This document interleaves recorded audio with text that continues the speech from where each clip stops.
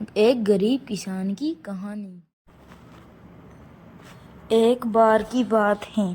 किसी गांव में एक गरीब किसान अपने पत्नी और 2 बच्चों के साथ रहता था। वह काफ़ी गरीब था। उसके पास थोड़ी सी ज़मीन थी जिसमें बहुत ही कम मात्रा में फसल हो पाती थी, जिसके कारण से उस गरीब किसान का गुजारा किसी तरह से चल पाता था। लेकिन वह किसान गरीब ज़रूर था, लेकिन वह बहुत ही ईमानदार था। कभी भी उसने गलत तरीके से पैसे कमाने के बारे में नहीं सोचा। किसान के बच्चे छोटे थे, जिस कारण से किसान को उनके पालन पोषण की भी चिंता हमेशा सताती रहती थी, जिस कारण से गरीब किसान और पत्नी हमेशा चिंतित रहते थे। गरीब किसान और उसकी पत्नी के साथ अपने खेत में खूब मेहनत करता था, लेकिन उसके मन मुताबिक उतना फसल नहीं हो पाता था और उसके परिवार का गुजारा हो सके।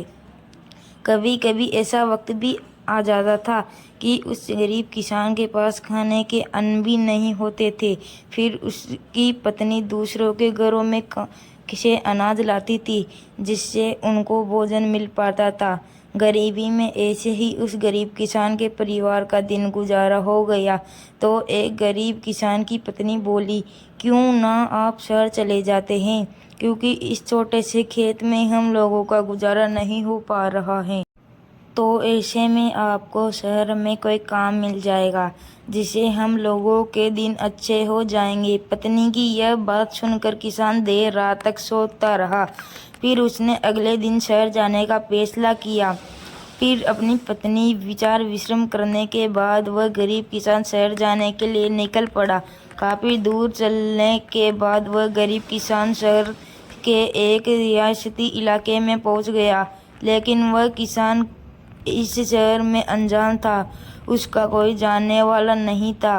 वह काफ़ी थक गया था और एक पेड़ के नीचे बैठकर आराम कर रहा था। तभी उसके पास एक बड़ी गाड़ी आकर रुकी। अगर आपको इस वीडियो का सेकंड पार्ट भी चाहिए तो इस वीडियो में 5 लाइक और 2 कमेंट कर दीजिए और साथ ही साथ चैनल को सब्सक्राइब कर दीजिए।